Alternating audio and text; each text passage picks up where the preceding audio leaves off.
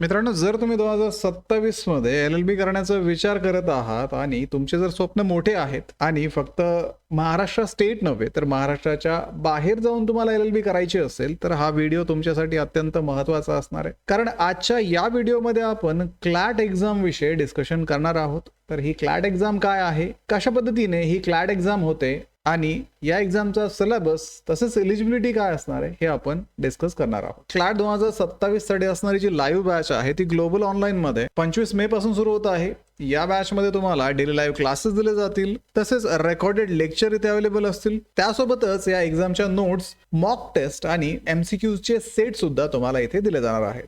तर या बॅचला जॉईन करण्यासाठी स्क्रीनवरती दिलेल्या नंबरवरती तुम्ही आजच व्हॉट्सअप करा किंवा प्ले स्टोअरवरती जाऊन तिथेही ग्लोबल ऑनलाईन ॲपमध्ये तुम्ही हा कोर्स जॉईन करू शकता. आता मित्रांनो, जर तुम्ही क्लॅट एक्झाम देत असाल तर ही वेबसाईट तुमच्यासाठी अत्यंत महत्त्वाची आहे. ती म्हणजे कन्सोर्टियम ऑफ NLUs.ac.in. कारण याच वेबसाईटवरती तुम्हाला क्लॅटची सर्व इन्फॉर्मेशन अवेलेबल असणार आहे. तर या वेबसाईटची लिंक मी तुम्हाला डिस्क्रिप्शनमध्ये सुद्धा देत आहे. आता आपण क्लॅटची एलिजिबिलिटी सुरुवातीला पाहूयात. तर क्लॅट UG एक्झाम जी आहे, जी 12वी पासआउट असणारे विद्यार्थी देतात किंवा 12वी ॲपियर असणारे विद्यार्थी देतात, अशा विद्यार्थ्यांसाठी इथे कुठल्याही प्रकारचं अप्पर एज लिमिट नाहीये. त्यानंतर जर तुम्ही 12वी पासआउट असाल किंवा 12वी ॲपियर असाल किंवा मग डिप्लोमा पासआउट किंवा डिप्लोमा ॲपियर असाल तर अशा केसमध्ये जनरल कॅटेगरीच्या विद्यार्थ्यांना 45% त्यांच्या फायनल एक्झाम मध्ये असणं आवश्यक आहे. त्यानंतर 40% मार्क्स SC ST आणि फिजिकली हँडिकॅप विद्यार्थ्यांना असणं गरजेचं आहे. तसेच जे विद्यार्थी त्यांच्या फायनल एक्झामला मार्च-एप्रिल 2027 मध्ये ॲपियर होतील असे विद्यार्थी सुद्धा इथे इलिजिबल असतील. त्यापुढे आपण जर या परीक्षेचा सिलेबस पाहिला तर या परीक्षेमध्ये English language, current affairs including general knowledge, legal reasoning, logical reasoning आणि क्वांटिटेटिव्ह टेक्निक्स म्हणजेच बेसिक मॅथमॅटिक्स वरती तुम्हाला प्रश्न विचारले जातात. त्यानंतर ही परीक्षा जी आहे ती 120 MCQs ची असते आणि प्रत्येक MCQ ला तुम्हाला 1 मार्क असतो. आणि या परीक्षेमध्ये निगेटिव्ह मार्किंग सिस्टीम आहे, म्हणजे 0.25 मार्क जो आहे तो तुमच्या प्रत्येक चुकीच्या उत्तराला तुमच्या टोटल मार्क्स मधनं डिडक्ट केला जाणार आहे. ही जी एक्झाम आहे या एक्झाम मध्ये तुम्हाला पॅसेजेस दिले जातात. इंग्लिश लँग्वेज या सेक्शन मध्ये तुम्हाला जे पॅसेजेस विचारले जातात ते साधारणतः 450 शब्दांचे असतात आणि एक 5 ते 7 मिनिटांमध्ये एक पॅसेज तुमचा वाचून होऊ शकतो. त्यानंतर या एक्झाम मध्ये तुम्हाला current affairs including general knowledge मध्ये सुद्धा 450 शब्दापर्यंतचे पॅसेजेस येऊ शकतात.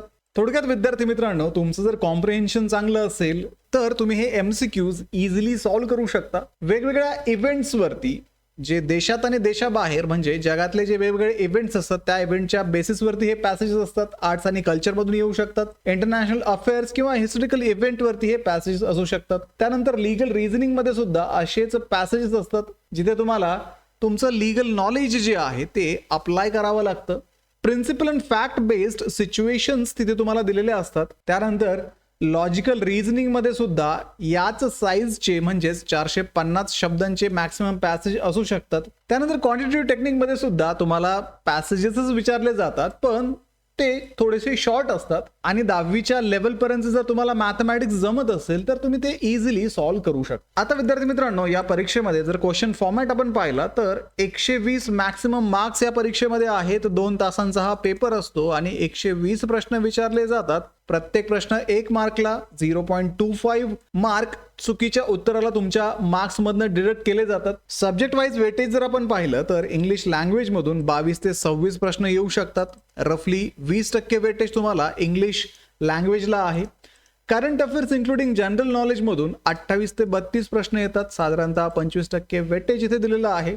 लीगल रिझनिंग मधून 28 ते 32 प्रश्न येतात, यालाही 25% वेटेज दिलेलं आहे. लॉजिकल रिझनिंग मधून सुद्धा 22 ते 26 प्रश्न येतात. 20% साधारणतः याला वेटेज आहे.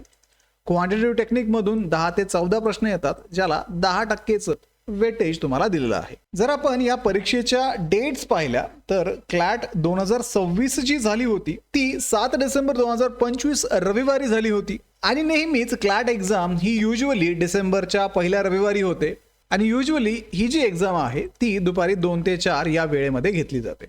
तर अशाच पद्धतीने यावर्षी सुद्धा तुमची एक्झाम ही डिसेंबरच्या पहिल्या रविवारी असणार आहे. म्हणजे फक्त 6 महिनेच आता आपल्या हातामध्ये आहेत आणि या 6 महिन्यामध्ये या एक्झामचं कम्प्लीट प्रिपरेशन करण्यासाठी ग्लोबल ऑनलाईनची लाईव्ह बॅच सुरू करण्यात आली आहे. ही बॅच 25 मे पासून सुरू होणार आहे. या बॅचमध्ये संपूर्ण अभ्यासक्रमावरती आधारित लाईव्ह लेक्चर्स तुमचे घेतले जातील. तसेच तुम्हाला रेकॉर्डेड लेक्चर सुद्धा इथे अवेलेबल असतील. संपूर्ण अभ्यासक्रमाच्या अपडेटेड नोट्स तुम्हाला दिल्या जातील. त्यासोबतच मॉक टेस्ट आणि MCQ चे सेट सुद्धा प्रॅक्टिससाठी दिले जातील. तर लवकरात लवकर या बॅचला जॉईन करा. बॅचला जॉईन करण्यासाठी स्क्रीनवरती दिलेल्या नंबरवरती आजच व्हॉट्सअप करा किंवा प्ले स्टोअरवरती जाऊन तिथेही ग्लोबल ऑनलाईन ॲपमध्ये तुम्ही हा कोर्स जॉईन करू शकता. भेटूया पुढच्या व्हिडिओमध्ये. नेक्स्ट व्हिडिओमध्ये आपण या एक्झामची डिटेल इन्फॉर्मेशन, टाइमलाईन डिस्कस करणार आहोत. तोपर्यंत एक्झामचं प्रिपरेशन सुरू ठेवा. ग्लोबल ऑनलाईनला सबस्क्राईब करा, व्हिडिओला लाईक करा, तुमच्या मित्रांना हा व्हिडिओ शेअर करा आणि एक्झामचं प्रिपरेशन सुरू ठेवा.